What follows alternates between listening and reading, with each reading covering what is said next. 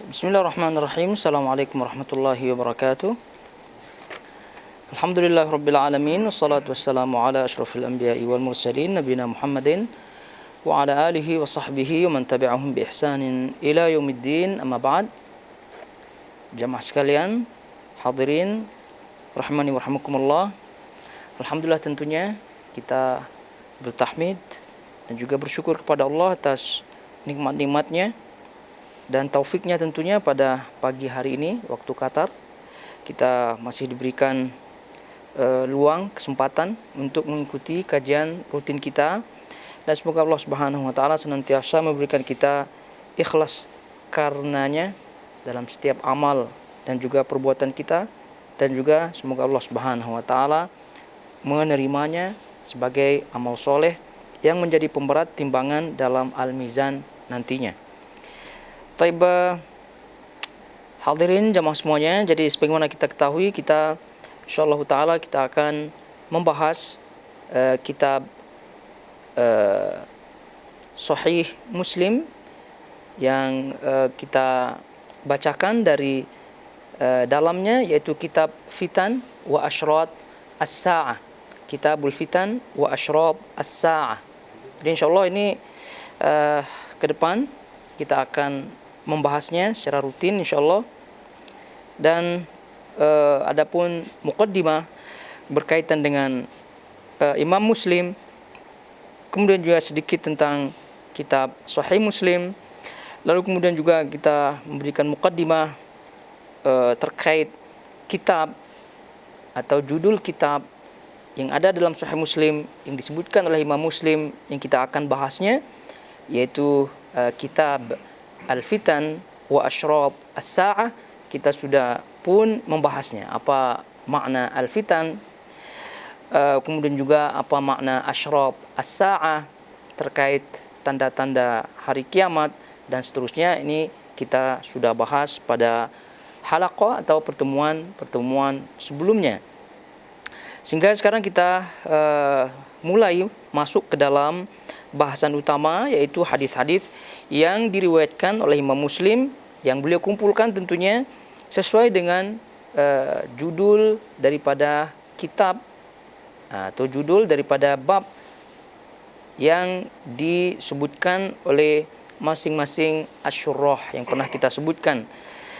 Jadi kita ingatkan bahwa Imam Muslim tidak menulis babnya, tidak menulis judul babnya, tapi beliau hanya menulis judul umumnya, itulah yang kita sebut tadi sebagai kitab.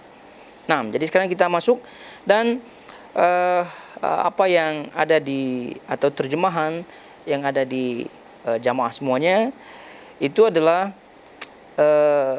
terjemahan dan kemudian juga bab yang atau judul subbab yang ditulis oleh Al-Imam An-Nawawi rahimahullahu taala. Jadi kalau tidak, para syurrah, masing-masing syurrah Sahih Muslim memiliki istinbat, memiliki kesimpulan masing-masing di dalam hadis-hadis yang ada dalam kitab tersebut.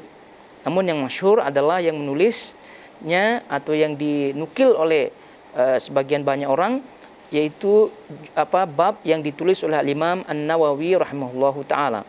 Baik, langsung saja kita melihat di situ. Tentu kita membaca judul besarnya, yaitu kitab Al-Fitan wa Asyrat As-Sa'ah. Kitab tentang menyebutkan tentang fitnah-fitnah dan tanda-tanda hari kiamat. Nah, sesuai dengan judulnya, nanti kita akan jumpai hadis-hadis yang berkaitan dengan fitnah-fitnah yang ada, dan sudah kita jelaskan tentunya makna daripada fitnah tersebut, yaitu hal-hal yang berupa yang tidak disukai atau berupa hal-hal yang disukai namun mengarah atau menyebabkan seseorang itu masuk ke dalam hal-hal yang tidak disukai oleh Allah Subhanahu wa taala. Itulah yang disebut dengan fitnah. Dan tentu di akhir zaman ini, sebagaimana nanti kita akan sebutkan dan bacakan hadisnya satu persatu, kita akan mengetahui bahwa sungguh kita sekarang berada dalam kepungan fitnah-fitnah tersebut. Maka kalau kita tidak waspada, ya jadi boleh jadi kita akan binasa di tengah-tengah gelombang fitnah tersebut. Taib. Kemudian itu yang disebut oleh Imam Muslim, lalu kita baca di situ disebut babun iqtirabul fitan wa fathu radmi Ya'juj wa Ma'juj. Ini tadi kita sebutkan, ini bab yang ditulis oleh Imam Muslim berdasarkan istimbat beliau, ya, kesimpulan beliau dari hadis-hadis yang ada, di sini. Jadi beliau potong-potong, lalu kemudian menuliskan judul babnya supaya kita mudah paham tentunya. Dan masing-masing syurah tadi dah kita isyaratkan itu memiliki kesimpulan masing-masing dan kemudian memiliki potongan-potongan hadis yang masing-masing. Baik. Jadi kalau Imam Muslim menyebutkan di sini iqtirabul fitan wa fathu radmi Ya'juj wa Ma'juj, dan disebut di situ dan diikuti dalam buku terjemahnya, dekatnya fitnah dan dibukanya benteng Ya'juj dan Ma'juj. Dekatnya fitnah dan dibukanya benteng Ya'juj dan Ma'juj. Dan benar kalau kita melihat di sini hadis-hadis yang beliau sebutkan, atau hadis-hadis yang beliau bagi-bagi, ya, sebagai judul bab tersebut, itu ya tentu membicarakan tentang fitnah yang ada, dekatnya fitnah yang ada, lalu kemudian juga tentang Ya'juj dan Ma'juj. Nah, seputar itulah hadis-hadis yang beliau bagi-bagi. Jadi kalau kita melihat di sini ada 1, 2, 3, 4, ya. Itu yang beliau bagi, lalu kemudian beliau beri judul yang lainnya setelah hadis-hadis yang tadi. Tapi ala kulli hal kita baca saja, ya. Jadi dekatnya fitnah dan dibukanya benteng Ya'juj dan Ma'juj. Nah, itu judul bab yang ditulis oleh Imam Muslim. Kalau kita lihat judul atau kesimpulan dan judul bab yang ditulis oleh Imam Al-Qurtubi rahimahullahu taala, beliau berikan judul bab babun iqbalul fitan wa nuzuliha kama waqi'il qatar wa min aina taji. Ini kalau judul yang diberikan oleh Imam Al-Qurtubi. Kata beliau bab iqbalul fitan wa nuzuliha, datang dan turunnya fitnah-fitnah. Datang dan turunnya fitnah-fitnah kama waqi'il qatar, sebagaimana tetesan air hujan. Wa min aina taji, dan dari mana arah fitnah tersebut datang. Ini Al-Imam Al-Qurtubi menyampaikan atau menulis babnya. Jadi ini supaya mengetahui bahwa inilah dia bab perbedaan istimbat daripada para ulama. Namun ya ujung-ujungnya satu makna. Tapi poin utamanya adalah bab yang kita jumpai baik dalam cetakan Arab ataupun terlebih lagi terjemah bahasa Indonesia, itu bukan daripada Imam Muslim. Itu yang paling penting, itu bukan daripada Imam Muslim. Imam Muslim hanya judul kitab besarnya saja. Tadi kita sebutkan bab atau kitab Al-Fitan wa Ashrab As-Sa'ah. Taib. Jadi kita baca hadisnya. Qala rahimahullahu taala Imam Muslim. Ini kalau ada hadisnya berarti Imam Muslim tentunya, ya.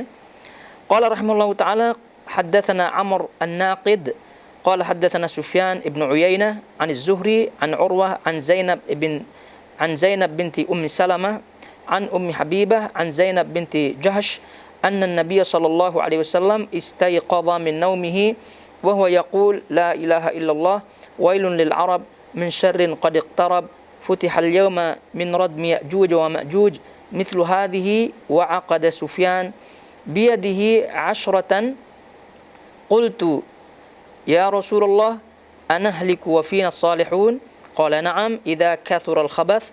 قال حدثنا أبو بكر ابن أبي شيبة وسعيد بن عمرو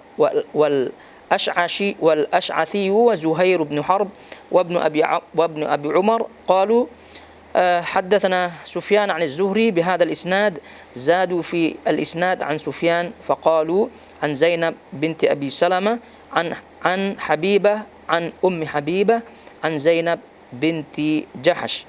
Dan hadis-hadis berikutnya juga mirip-mirip, ya.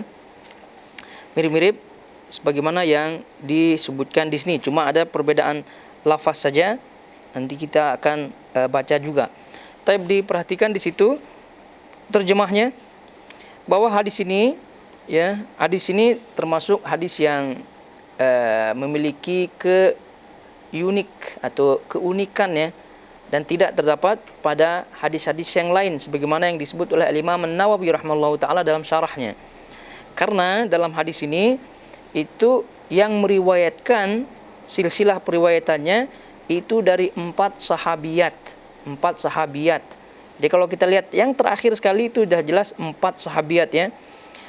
Dilihat di situ dari Zainab binti Abu Salamah, dari Habibah, kemudian dari Ummu Habibah, kemudian dari Zainab binti Jahash. Itu semua keempat-empatnya ini adalah sahabiyat. Dan kata Imam Muslim, satu-satunya hadis yang terkumpul di dalamnya periwayatan 4 sahabiyat, inilah hadis ini. Kalau sahabi yaitu sahabat laki-laki itu ada. Ya, tidak hanya 1, 4 sahabat berkumpul dalam satu hadis itu ada, atau 4 tabi'in kata beliau pun ada. Tapi kalau 4 sahabiyat yang meriwayatkan satu hadis atau disebutkan dalam satu hadis, itu satu-satunya adalah hadis ini. Maka itu yang disebut oleh para ulama lataif ya, keunikan dalam periwayatan-periwayatan, karena banyak keunikan-keunikan dalam periwayatan-periwayatan. Ya, misalnya ada yang meriwayatkan anak dari bapaknya, kebalikannya bapaknya dari anaknya. Itu termasuk unik juga. Ini kita lihat di situ keunikan hadis ini adalah terkumpulnya padanya itu 4 sahabat wanita Rasulullah SAW, dan ini adalah satu-satunya hadis yang terdapat atau terkumpulnya sahabat wanita dalam satu periwayatan. Yaitu tadi kita sebutkan di situ Zainab binti Abi Salamah. Zainab binti Abi Salamah ini tentu sahabat Nabi SAW, anak daripada Abu Salamah. Kemudian Ummu Salamah kan dinikahi oleh Rasulullah SAW. Berarti Zainab ini adalah anak tiri ya. Jadi yang demikian. Kemudian Habibah, kemudian Ummu Habibah, kemudian Zainab binti Jahash, ini sudah masyhur sebagai sahabiyat Nabi SAW. Jadi sebagaimana halnya ta'rif daripada sahabi, maka kita pun menyatakan sama itu dengan ta'rif sahabiyat. Jadi tidak ada perbedaan antara sahabat laki-laki maupun sahabat perempuan di dalam ta'rifnya, di dalam definisi daripada sahabat tersebut. Dan ini sering kita sebutkan bahwasanya definisi daripada sahabat adalah man laqiyan Nabi SAW, siapa saja yang pernah berjumpa dengan Nabi SAW, wa amana bihi, kemudian beriman kepadanya, kepada beliau, wa mata ala dzalik, dan meninggal atas atau di atas keimanannya, wa in takhallala alaihi riddah, walau sebelumnya pernah murtad. Ini definisi daripada sahabat, yaitu siapa saja orang, maknanya laki-laki maupun perempuan, makna masuk ke dalam definisi ini, siapa saja. Yaitu siapa saja. Man itu min sighat al-umum. Man itu menunjukkan lafaz keumuman. Jadi masuk di dalamnya laki, masuk di dalamnya perempuan. Jadi ini sahabiat pun tentu masuk ya. Siapa saja yang berjumpa dengan Nabi SAW, kemudian selanjutnya amanah bihi, beriman kepadanya tentunya. Ya, kalau berjumpa saja tidak beriman, walaupun kerabat beliau ya, walaupun family beliau, ataupun walaupun hari-hari tengok beliau namun tidak beriman, ya tentu tidak masuk.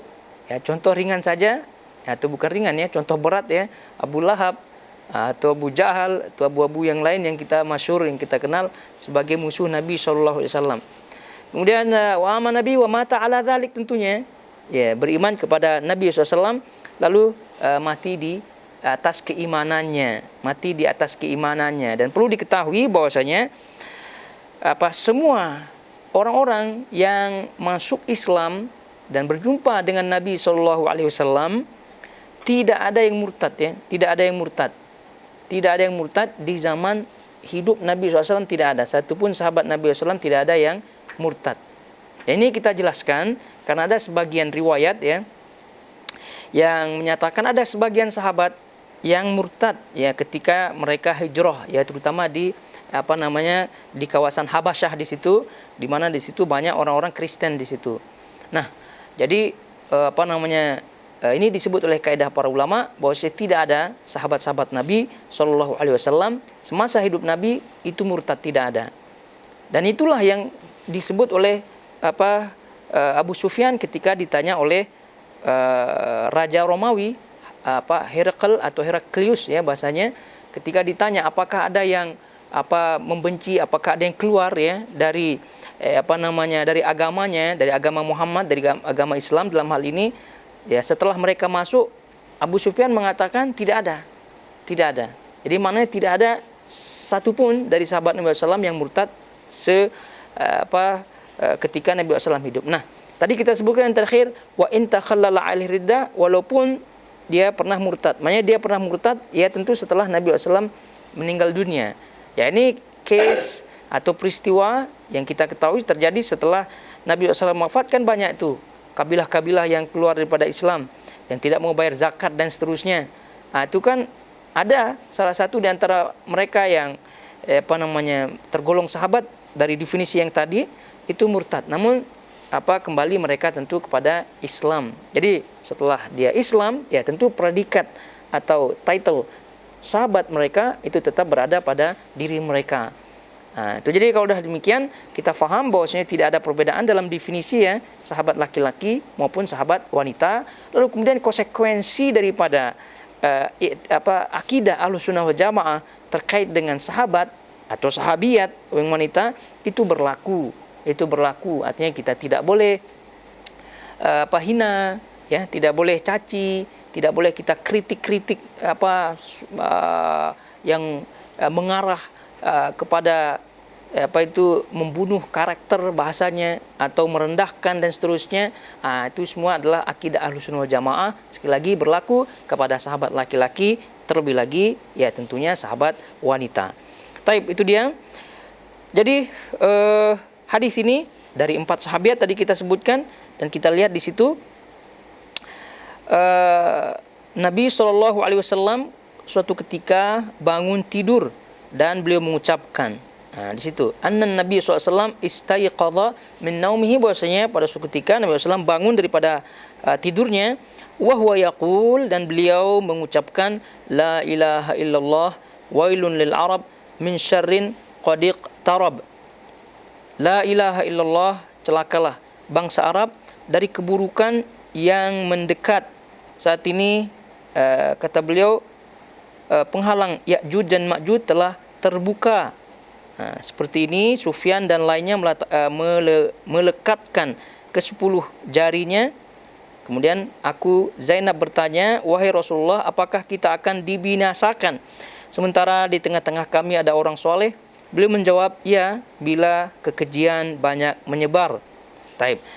Jadi kalau kita melihat ini adalah khabar daripada Rasulullah SAW, yaitu min ghaibiyat, hal-hal yang gaib, dan ini termasuk mukjizat beliau sallallahu alaihi wasallam tentunya. Jadi kalau kita melihat di sini satu-satu, beliau bangun tidur kemudian mengucapkan la ilaha illallah, dan ini ucapan seperti ini menunjukkan bahwasanya perkara yang akan beliau sampaikan atau perkara yang beliau ketahui yang akan beliau sampaikan itu adalah perkara besar sekali, karena tidaklah mungkin perkara itu ringan lalu kemudian seperti bangun orang terperanjat ya, kemudian mengucapkan la ilaha illallah.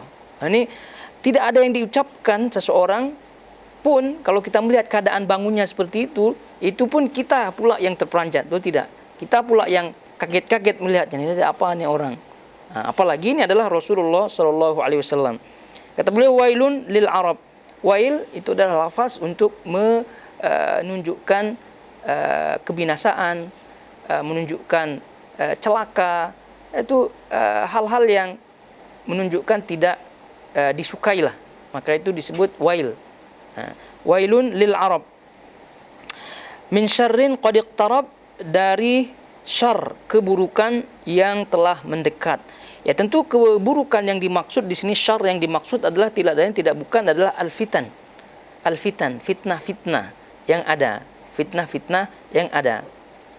Nah, jadi fitnah-fitnah yang ada, ya tentu setelah Nabi SAW itu meninggal dunia, itu fitnah tadi kita sebutkan kama waqi' al-qatar, sebagaimana Nabi SAW menyebutkan sebagaimana tetesan-tetesan air hujan, dan ini nanti kita baca juga di Sahih Muslim. Sehingga apa yang disebut oleh Nabi SAW terkait Arab di sini, terkait Arab itu sudah disebutkan oleh Nabi SAW. Ya, akibat daripada fitnah tersebut yang tentu kalau kita melihat dalam sejarah, diawali atau terbukanya pintu fitnah tersebut terbuka lebar ya tentu setelah terbunuhnya atau mati syahidnya Umar bin Khattab radhiyallahu taala anhu ya. Lalu kemudian setelah beliau meninggal dunia, mati syahid tentunya, baru kemudian peristiwa besar meninggalnya Utsman bin Affan radhiyallahu taala anhu. Terbunuhnya beliau di tangan Khawarij. Ini adalah disebutkan oleh para ulama fitnah yang pertama.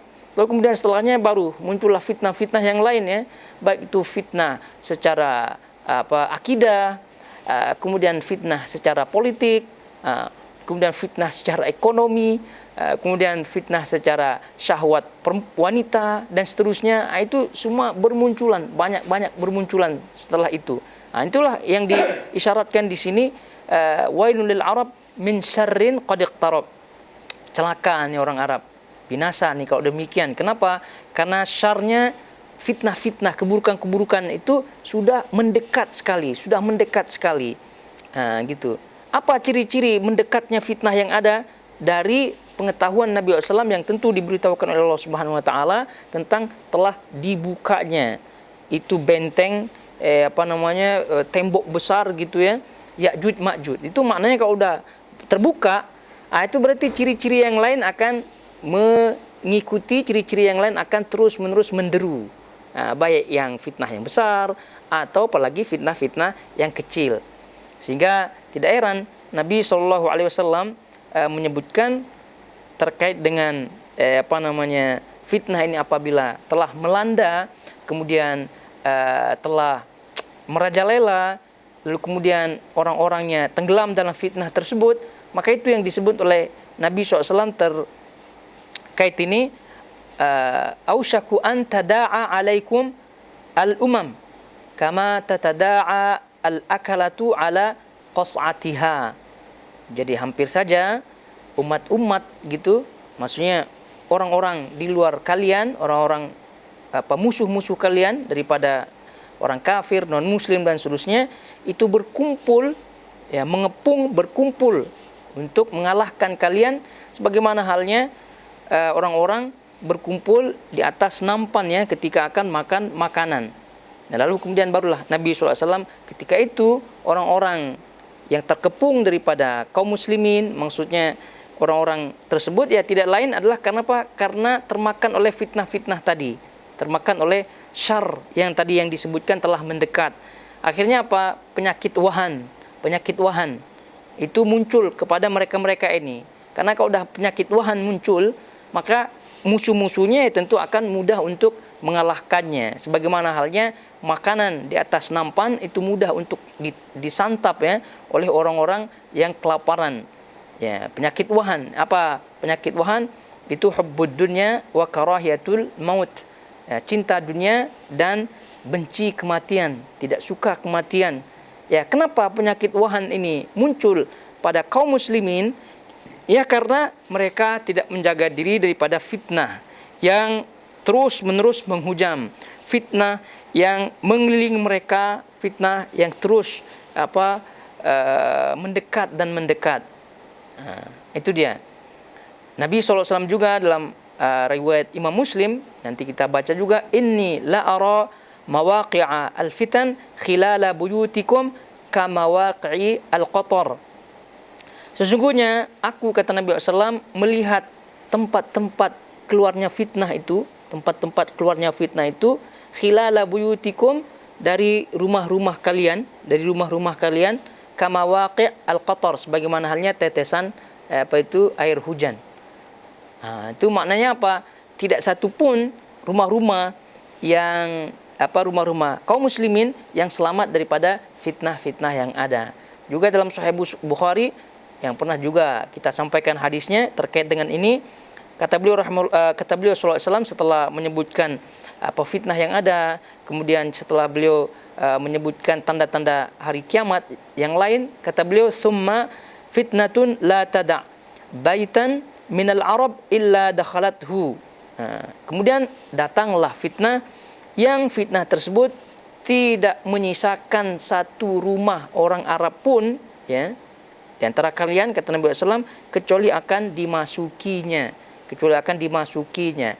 Ya, tentu ini lafaz Arab yang pernah kita sebutkan, ya tentu tidak khusus bagi orang Arab saja, ya, tapi bagi seluruh umat beliau Shallallahu Alaihi Wasallam.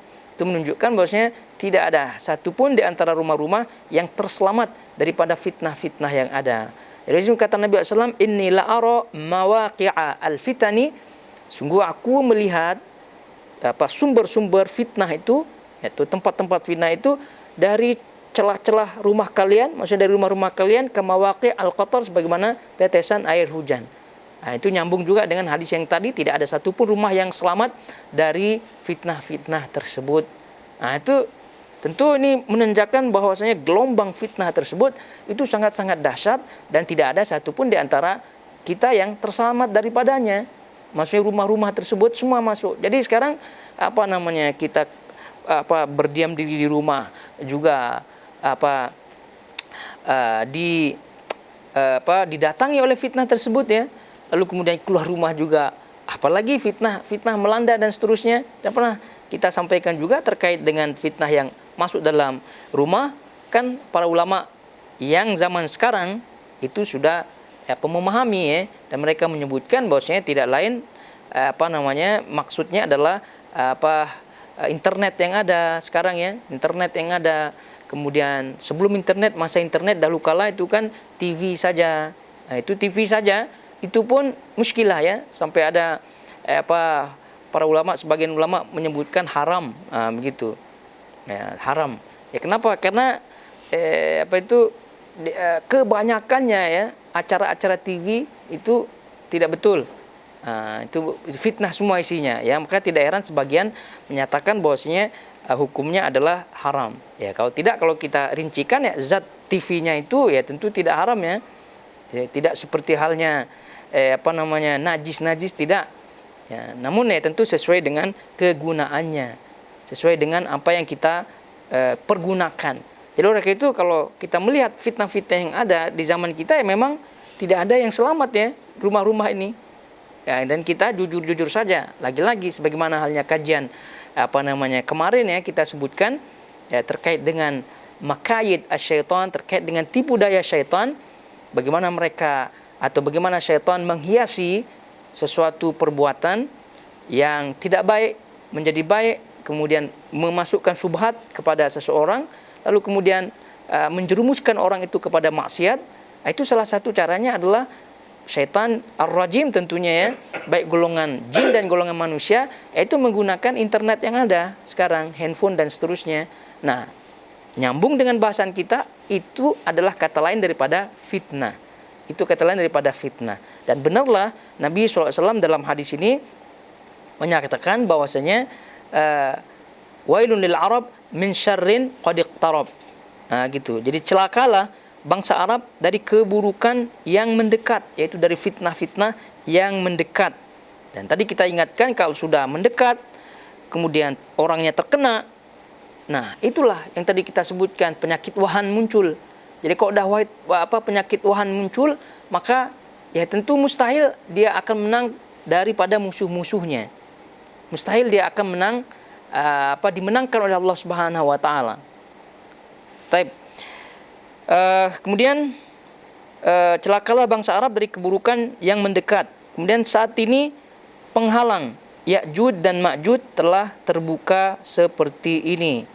Nah, jadi penghalang maksudnya di sini adalah sad, yaitu tembok, ya, tembok benteng. Nah, sad, tembok atau benteng besar yang dibangun oleh Dzulqarnain yang kita baca dari surah Al-Kahfi. Nah, ini yang dimaksud di sini, bahwasanya bentengnya itu sudah terbuka. Nah, terbukanya ini sebagaimana halnya disebutkan dalam riwayat Imam Muslim ini, itu terbukanya memang sedikit, ya. Tapi yang namanya terbuka itu kan sudah mengkhawatirkan. Awalnya kan tidak terbuka. Jadi sekarang sudah terbuka walaupun kecil. Nah, riwayat ini disebut kalau ketika riwayat Sufyan, ya, katanya wa aqada Sufyan biyadihi asyratan. Jadi Sufyan riwayat di sini meletakkan ke-10 jarinya. Maksudnya bentuknya ada seperti ini. Seperti ini, ke-10 jari ini. Jadi ini 10 jari, 10 jari begini. Jadi inilah dia punya celah itu. Dalam riwayat yang di bawahnya kalau kita melihat, dan karena itu perbedaan lafaznya ya. Perbedaan lafaznya. Kalau kita lihat di situ supaya nyambung terus ya. Wa halaqa bi isba'ihi al-ibham wallati taliha. Jadi Rasulullah sallallahu alaihi wasallam, hadis berikutnya ya. Kalau kita melihat di situ, Nabi sallallahu alaihi wasallam meletakkan jari jempol, maksudnya jari ibu jari dan jari telunjuk. Ini kalau Nabi SAW dalam lafaz berikutnya, ukuran bukanya itu adalah di sini kan ibham ya. Ini namanya ibu jari. Lalu kemudian diletakkan di setelahnya. Jari setelahnya berarti yang ini. Berarti gimana? Ini dia nih. Inilah kira-kira besar lubangnya. Seperti ini. Kalau tadi kan begini. Begini. Sekarang begini. Mirip-mirip lah. Begitu kan. Kemudian riwayat berikutnya, hadis berikutnya, karena ini adalah perbedaannya ya.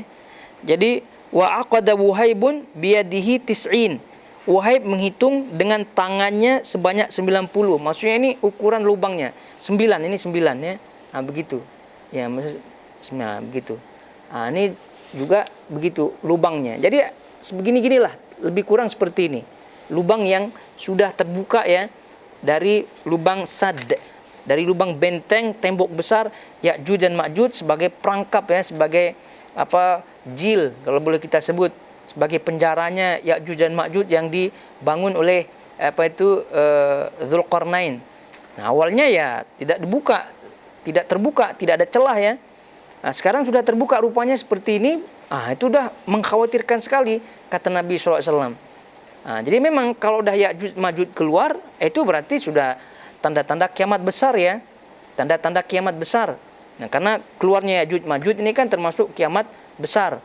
Namun kekhawatiran Nabi SAW itu lebih daripada itu, karena sebelum yang namanya tanda-tanda besar hari kiamat, tidaklah datang tanda besar, melainkan sebelumnya akan diikuti oleh tanda-tanda kecil. Tanda-tanda kecil. Nah, sebagian tanda-tanda kecil, sebagian besar tanda-tanda kecil itu adalah fitnah. Itu tadi.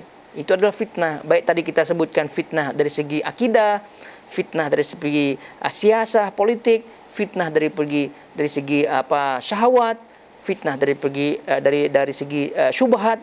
Itu semua akan mendekat kama waqi' al-qatar, sebagaimana tetesan air hujan kata Nabi SAW. Dan itu sangat-sangat mengkhawatirkan tentunya. Taib. Jadi kita baca semua berarti ya tadi, karena perbedaan lafaz itu hanya menyebutkan perbedaan celah atau lubang yang terbuka di benteng Ya'juj dan Ma'juj, atau di tembok besar sebagai penghalang daripada Ya'juj dan Ma'juj tadi. Taib, kembali kata beliau, kita ulangi, celakalah bangsa Arab dari keburukan yang mendekat. Saat ini penghalang Ya'juj dan Ma'juj telah terbuka seperti ini. Jadi tadi kita ulangi, penghalang maksudnya adalah tembok besar yang menghalang mereka untuk keluar. Saat ini penghalang Ya'juj dan Ma'juj telah terbuka seperti ini. Taib.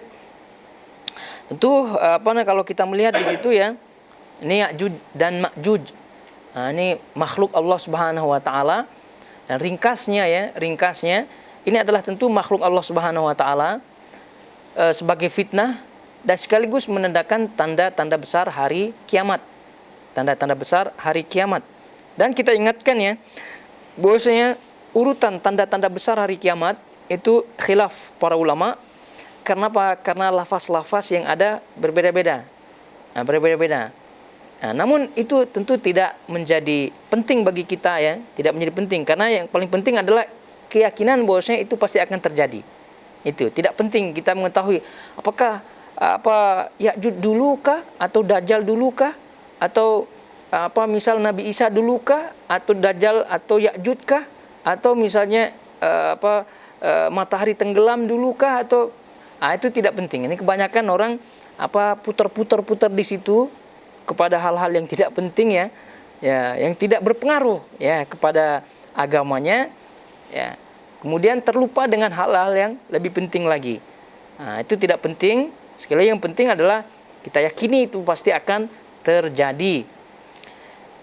Kemudian juga berkait dengan Ya'juj dan Ma'juj, ini dalilnya tentu sangat-sangat kuat ya di dalam Al-Qur'an, di dalam sunnah, sebagaimana ini Al-Qur'an yang sering kita baca ya dalam surah Al-Kahfi 92, 93 dan seterusnya, itu mengisahkan tentang Ya'juj dan Ma'juj dan juga Dzulqarnain tentunya di situ. Lalu kemudian hadis Nabi SAW juga banyak yang menyebutkan Ya'juj dan Ma'juj, ya diantaranya adalah ini. Namun tentu sifat-sifatnya ya secara cepat saja sifat-sifat yang ada. Pertama, Ya'juj dan Ma'juj ini adalah Bani Adam ya. Bani Adam, anak Adam. Nah, itu bukan makhluk alien kah ya? Bukan dari planet lain, tidak, memang itu adalah manusia. Dan ini adalah pendapat yang kuat ya, karena ada di antara pendapat-pendapat yang lain ada yang menyebutkan bukan manusia dan seterusnya. Kemudian perlu diketahui juga tidak ada riwayat yang sahih yang menyebutkan Ya'juj dan Ma'juj ini keturunan mana. Keturunan mana ini tidak ada. Maksudnya apakah keturunan Nabi Nuh atau keturunan yang dari mana begitu. Yang jelas dia anak Adam. Yang jelas dia keturunan Bani Adam.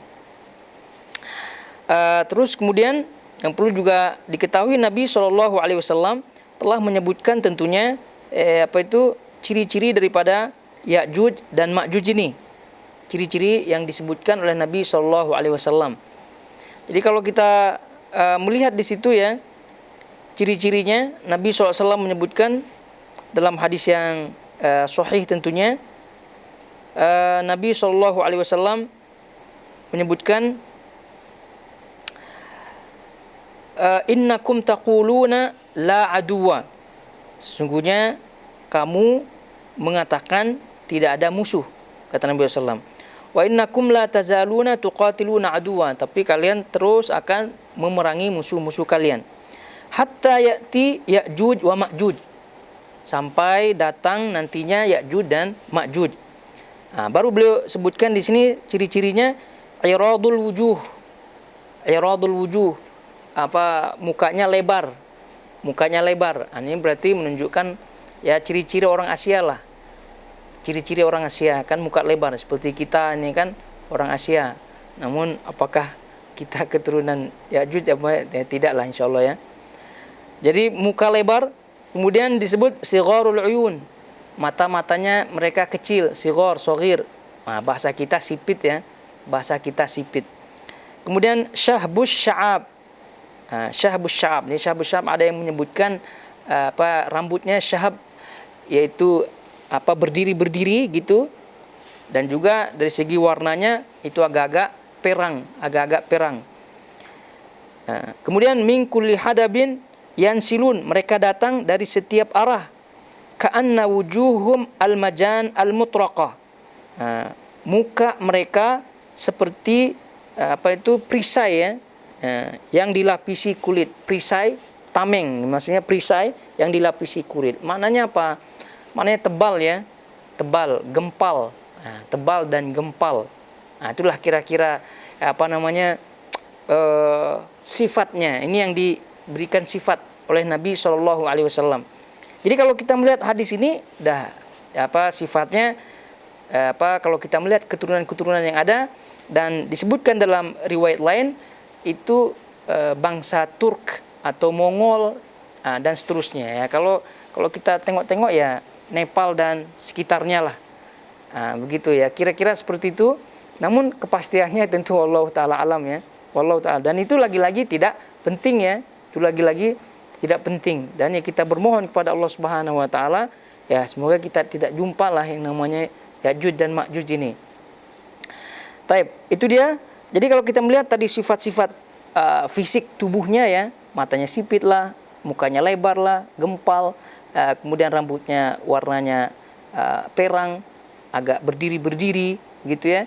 Dan juga min kulli hadabin yansilun, itu kata Nabi SAW, mereka datang dari setiap arah.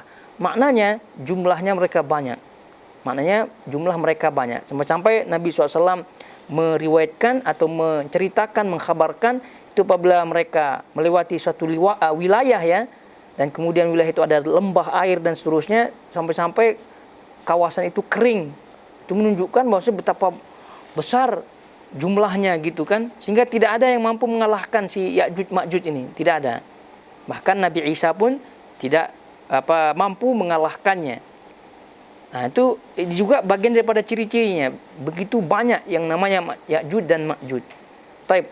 Lalu kemudian kalau kita melihat kembali kepada Sad ya, kepada Sad, tembok besar yang disebutkan oleh Nabi SAW dan juga disebutkan oleh Allah Subhanahu wa taala dalam surah Kahfi tadi kita sebutkan ayat 92 sampai dengan 99, silakan dibaca di situ.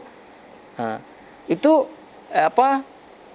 itu kan Sadnya itu atau benteng tembok besarnya itu kan berada di antara dua gunung.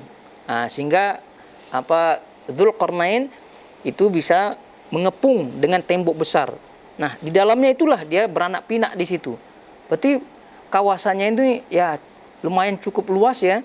Dan karena apa? Karena menampung cukup banyak Ya'juj dan Ma'juj tadi kita sebutkan. Nah, cuma perlu diketahui bahwasanya tempatnya itu kan dirahasiakan oleh Allah Subhanahu wa taala. Maknanya tidak ada yang mengetahui tempatnya itu. Jadi kalaupun ada sekarang yang mengaku tempat Ya'juj, mengetahui Ya'juj Ma'juj, ya tidak bisa kita percayai. Ya, karena itu adalah hal yang gaib ya, maksudnya tidak diketahui. Banyak usaha-usaha tentu untuk mencari tempatnya ya, berdasarkan riwayat-riwayat tanda-tanda yang ada di kawasan Nepal lah, Turki lah dan seterusnya begitu, tapi tidak ada yang berhasil. Ya, karena memang Allah Subhanahu wa taala Maha Kuasa ya, Maha Kuasa dalam hal ini. Ya, contoh ringan saja ya, case atau peristiwa-peristiwa konon katanya disembunyikan oleh jin ya, disembunyikan oleh jin di sebagian kampung ya. Itu kan peristiwa-peristiwa seperti itu. Nah, itu kalau misal disembunyikan oleh jin saja, itu orang-orang yang mencari tidak tahu mana tempatnya. Ini apalagi Allah Subhanahu wa taala yang menyembunyikannya dan akan memunculkannya nanti pada waktu tertentu. Dan semua satelit-satelit yang ada itu tidak mampu tentu untuk mendeteksi tempatnya. Nah, tapi sekali lagi itu pun bukan menjadi hal yang penting ya. Kalaupun kita tahu misalnya itulah benteng Ya'juj dan Ma'juj, terus fungsinya apa? Mau ziarah gitu setiap hari di situ. Kan tidak mungkin, nanti malah ziarah-ziarah terbuka malah itu bentengnya atau temboknya, kan jadi korbannya ya. Nah, ini kita ikut-ikut menghayal pula.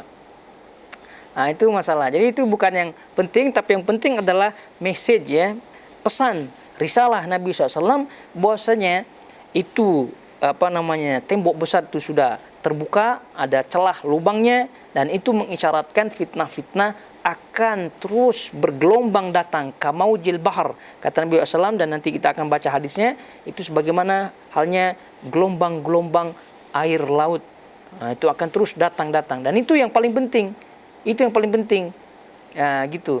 Jadi ada sebagian orang membahas tentang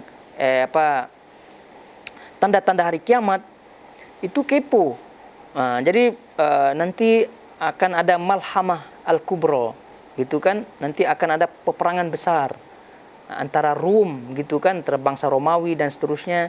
Kepo dia pergi ke Romawi, dia pergi ke Syria, kira-kira mana tempatnya gitu kan.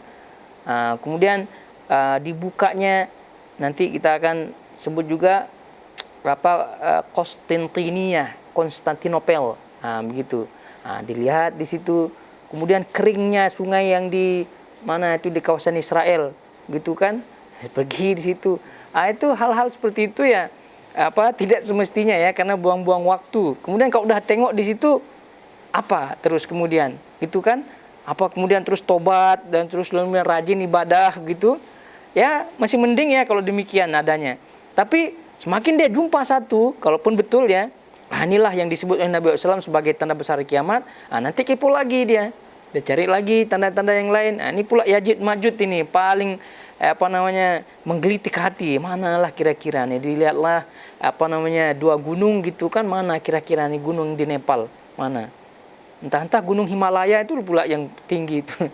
Nah, itu semua sekali lagi poinnya adalah itu hal-hal yang tidak penting bagi kita. Yang penting adalah kewaspadaan kita dan keyakinan kita bahwasanya fitnah ini sudah ada. Karena Nabi SAW juga pernah ditanya, mata sa'ah, kapan atau bila sa'ah, kiamat itu akan terjadi. Nabi SAW bertanya balik, madza a'dadta laha. Jadi apa yang kamu persiapkan untuknya? Itu yang penting. Adapun pengetahuan apakah hari Jumat kah, atau apakah tahun 2000 lah, atau tahun berapalah, itu tidak penting ya. Yang paling penting adalah madza a'dadta laha, apa kesiapanmu, persiapanmu. Kalau dia terjadi apa, begitu. Nah, itu yang paling penting. Nah, ini harus kita pahami dalam kehidupan ini ya. Tentu tadi fitnah-fitnah melanda dan di samping fitnah tersebut itu kan diikuti oleh makayid asyaitan, tipu daya syaitan untuk menjerumuskan orang kepada fitnah-fitnah itu. Tapi kembali kemudian celakalah bangsa Arab dari keburukan yang mendekat. Saat ini penghalang Ya'juj dan Ma'juj telah terbuka seperti ini. Jadi Ya'juj dan Ma'juj ada juga yang membaca Ya'juj dan Ma'juj, tidak ada hamzahnya, Ya'juj dan Ma'juj. Dan ini juga kait dengan Ya'juj dan Ma'juj, para ulama berbeda pandangan apakah ini bahasa Arab atau bahasa Ajam, itu bahasa non Arab. Jadi kalau yang menyebutkan Ya'juj dan Ma'juj ini adalah bahasa Arab, jadi banyak tafsiran-tafsiran maknanya, atau banyak yang disebutkan apa artinya. Jadi di antara yang menyebutkan Ya'juj dan Ma'juj sebagai bahasa Arab itu disebutkan artinya adalah an-nar idza iltahabat. Jadi kobaran api, itu makna Ya'juj dan Ma'juj, kobaran api. Kemudian ada juga yang mengatakan maknanya adalah alma asyadid al-muluha, yaitu air yang sangat-sangat asin. Air yang sangat-sangat asin. Kemudian juga ada yang menyebutkan maknanya adalah sur'atu al-adu, cepatnya dalam bergerak menyerang, cepat dalam bergerak menyerang. Itu juga di antara makna-makna. Di antara makna juga ada yang menyebutkan idza taraba, Ma'juj min maja idza taraba, yaitu bergetar. Maknanya adalah bergetar. Ini makna-makna yang disebutkan oleh para ulama yang menyebutkan bahwasanya maknanya adalah yang menyebutkan Ya'juj dan Ma'juj itu berasal daripada bahasa Arab. Tapi kalau yang tidak menyebutkan itu adalah bahasa Arab, yang mana ya walau alam artinya apa ya, sekedar nama sajalah begitu. Sekedar nama saja. Maknanya ya mungkin ada saja maknanya, tapi asal katanya itu wallahu taala alam. Dan lagi-lagi ini juga bagian daripada maklumat umum saja ya. Bagian daripada sekali lagi maklumat umum saja. Taib. Kemudian kata beliau rahimahullahu taala di sini riwayatnya, celakalah bangsa Arab dari keburukan yang mendekat. Saat ini penghalang Ya'juj dan Ma'juj telah terbuka seperti ini. Sufyan dan lainnya meletakkan ke-10 jarinya. Ini menunjukkan tadi celah, besar celahnya. Aku, yaitu Zainab bertanya tadi, Zainab binti Ummu Salamah, anak tiri ya Nabi SAW. Wahai Rasulullah, apakah kita akan dibinasakan sementara di tengah-tengah kami ada orang-orang yang soleh? Beliau menjawab, ya, bila kekejian banyak menyebar. Nah, ini poin penting juga dari Nabi SAW, bahwasanya apabila fitnah itu telah melanda satu kaum, maknanya kaum itu telah tenggelam dalam fitnah tersebut, lalu kemudian azab Allah turun, atau bahasanya peringatan Allah turun, itu semua itu terkena. Semua terkena. Itu semua terkena, tidak ada perbedaan lagi antara orang yang soleh kemudian orang yang tidak soleh, semuanya terkena. wattaqu fitnatan la tusibannal ladzina zalamu minkum khassah. Itu kata Allah Subhanahu wa taala. Wattaqu fitnatan, dan takutlah, hati-hatilah kalian fitnah dengan fitnah, la tusibannal ladzina zalamu minkum khassah, yang tidak hanya menimpa kalian, tapi akan melimpa semua orang akan ditimpa fitnah tersebut apabila orang tersebut telah jatuh ke dalamnya. Jadi ini yang poin penting juga kepada kita semua, bahwa di suatu community kemudian apabila fitnahnya telah merajalela, lalu kemudian community atau komunitas tersebut diazab oleh Allah Subhanahu wa taala, maka itu sudah tidak membedakan lagi mana satu yang orang soleh, mana satu yang tidak soleh.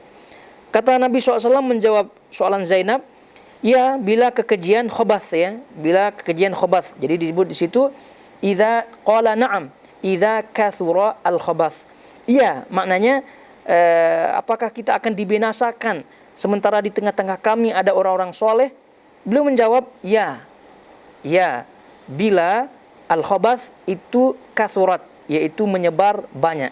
Khobath di sini kata para ulama menyebutkan, di antaranya Imam Qurtubi rahimahullahu taala dalam syarahnya menyebutkan, khobath di sini maksudnya maksiat secara umum, wabil khusus zina, terkhusus maksiat zina. Karena khobath itu kan keji, dan itu banyak digunakan untuk zina. Jadi oleh karena itu, kalau dah maksiat secara umum merajalela, terlebih lagi zina ada di situ, maka itu semua tidak membedakan lagi apabila azab Allah Subhanahu wa taala turun, akan dibinasakan. Itu mau soleh, mau toleh bahasanya, mau yang tidak soleh, itu semua akan terkena. Sebab itulah jamaah semuanya, itulah pentingnya di sini terkait dengan ingkarul munkar, terkait dengan amar ma'ruf nahi munkar, ya tentu sesuai dengan kaedah-kaedahnya.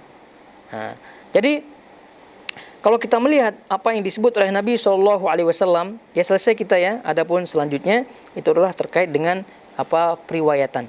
Dan ini karena ini adalah kajian umum ya, kita tidak memperdalam terkait dengan riwayat-riwayat atau sanad dan seterusnya. Paling kita sebutkan hanya mana satu yang lataif, mana satu yang unik, seperti yang tadi di awal kita sebutkan. Nah, jadi poinnya kita sudah ambil ya, bahwasanya kita berada di akhir zaman. Kemudian juga tadi di awal dengan kekhawatiran Nabi SAW yang sangat khawatir sampai beliau bangun mengucapkan la ilaha illallah, dan fitnah itu akan terus mendekat, merajalela, bergelombang, dan juga turun sebagaimana air hujan turun. Dan ini semua adalah gambaran-gambaran yang mendekatkan pemahaman kita.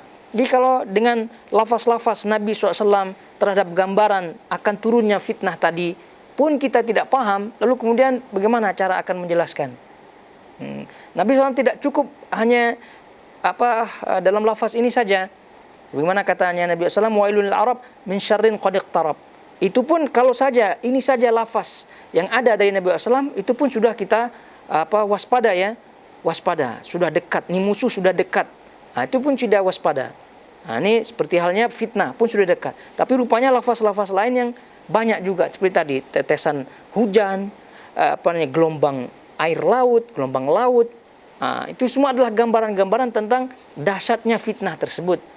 Namun lagi-lagi bagi orang yang tidak diberikan taufik oleh Allah Subhanahu wa taala, ini kata-kata ini ibarat lafaz-lafaz atau kata-kata untayan puisi saja. Ya, untayan kata-kata puisi, karena yang namanya tetesan air hujan, yang namanya gelombang laut, kemudian juga ini kan bahasa-bahasa puisi konon, maksudnya jarang disebut-sebut di ini. Tapi ini tidak ada. Nabi SAW bukan penyair ya, bukan penyair. Tapi Nabi SAW adalah orang yang diberikan jawami'il kalim, orang yang diberikan kelebihan mengucapkan suatu kata singkat namun maknanya adalah padat sekali. Nah, bagaimana cara Nabi SAW menerangkan supaya kita paham, umat-umatnya paham, yaitu dengan perumpamaan-perumpamaan. Karena yang pernah kita sebutkan, cara menerangkan yang paling mudah untuk difahami itu adalah cara menerangkan dengan permisalan. Sebab itu Al-Quran kan banyak itu permisalan, mathalul ladina gitu, yunfiquna fi sabilillah kamathali, itu mathalul ladina, dan seterusnya. Itu permisalan-permisalan. Itu kenapa? Karena supaya kita mudah paham gitu. Mudah paham. Ini masalahnya sengaja tidak paham kadang-kadang. Padahal sudah jelas itu ya. Permisalan tersebut tidak perlu lagi syarah. Tidak perlu lagi syarah. Namun ya, namanya orang tidak diberikan taufik oleh Allah ya. Ya paham sebentar dia hilang lagi. Paham sebentar hilang lagi. Nah, oleh karena itu jamaah semuanya yang dirahmati Allah Azza wa Jalla, kita berdoa kepada Allah Subhanahu wa taala agar tidak seperti orang-orang seperti tadi. Peringatan hanya sekedar angin lalu saja, tidak. Tapi sekali lagi peringatan dari Nabi SAW seperti hadis-hadis seperti ini adalah peringatan yang perlu kita ambil berat ya. Ya, contoh saja di setiap negara, ya di sini di Qatar juga itu sudah mulai itu SMS alert yang semua diberikan SMS gitu kan. Kalau misalnya terjadi hujan lebat dan seterusnya, itu kan semua phone itu siapa saja itu mendapatkan peringatan itu. Nah, kira-kira begitulah Nabi SAW memperingatkan umatnya terhadap fitnah ini. Jadi peringatan ini, fitnah ini adalah peringatan yang sangat umum dari Nabi SAW untuk kita semuanya, untuk kita berhati-hati dari seluruh jenis fitnah apapun itu, mau kecil, mau menengah, mau besar dan seterusnya. Dan tadi kita sebutkan sebagiannya, fitnah yang ada di dalam rumah, belum lagi fitnah yang ada di luar rumah. Itu dia. Jadi sekali lagi ini adalah kewajiban kita untuk sekali lagi memperingatkan diri kita yang pertama, lalu kemudian memperingatkan keluarga kita. Jaga keluarga kita daripada fitnah-fitnah yang ada semampu kita tentunya.